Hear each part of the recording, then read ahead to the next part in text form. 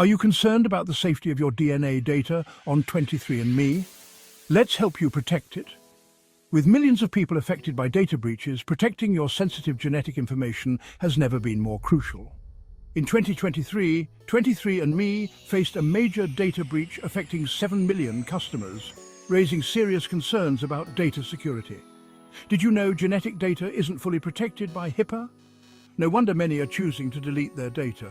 When you submit your saliva sample, 23andMe stores detailed genetic information from your ancestry to health predispositions. All of this could be at risk. So, how do you delete your data from 23andMe? Here's a quick guide to protect your privacy. Step 1. Log into your 23andMe account. Step 2. Head over to your settings. Step 3. Scroll down to Data Privacy and select Delete your data. Step 4. Confirm your request via email.